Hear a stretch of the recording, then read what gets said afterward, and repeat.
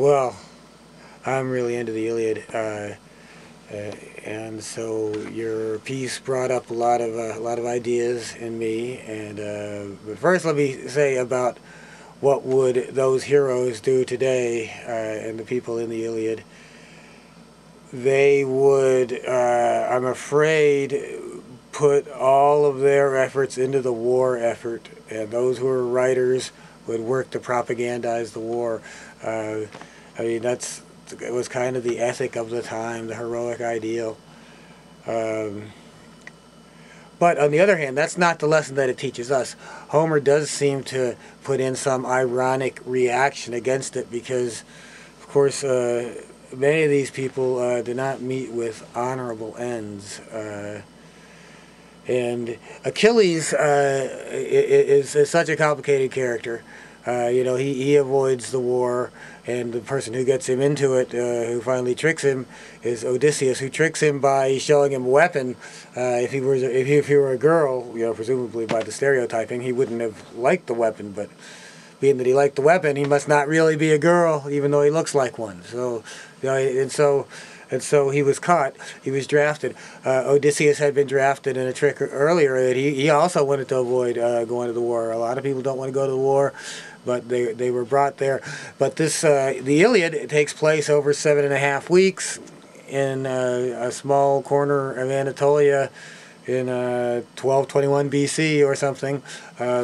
It's amazing that these characters would be so resilient throughout the millennia. But Achilles, his respect for Nestor and presumably his respect for his teacher Chiron, his mentor whom he had lived with earlier, brought him up and taught him all these manly arts, like fighting.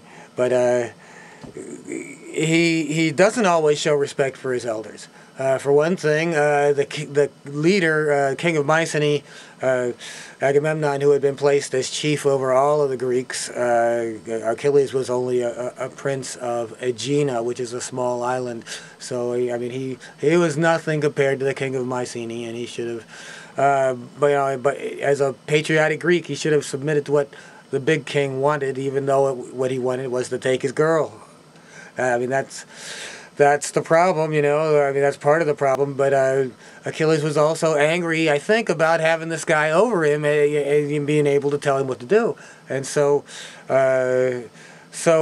Homer then has the Iliad begin and end with a civil ceremony instead of the barbarism that Achilles shows towards the end. The pictures that you showed of Achilles dragging the body of Hector, that's not right. He's not the good character. Hector is the good one. Hector was drafted, and he went, and he didn't say, no, I shouldn't have to go.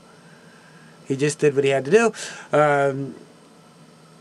Don't ask about my draft card, but the thing is, in modern times we have a different set of ethics that we have to deal with.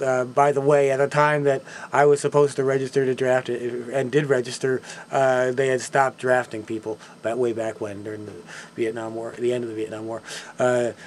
So I wasn't somebody who had to make a decision like that, will I cooperate or not. It was academic by that time because they weren't drafting anybody else.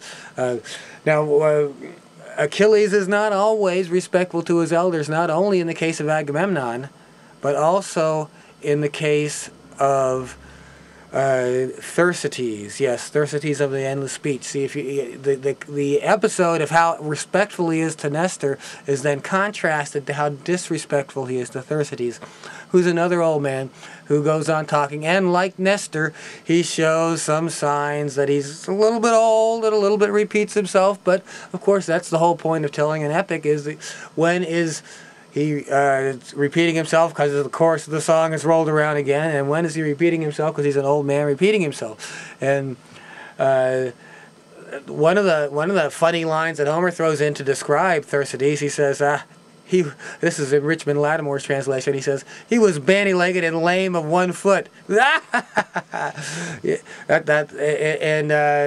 the big punchline of the whole story is when he's tired of hearing the old man talk, Achilles gets up and knocks his teeth out. And that's when everybody's supposed to laugh, and we'll take a break and have another drink of wine. We'll come back after the break and hear some more of the Iliad. Let's talk about it another time. I'm glad that you addressed this important piece of literature.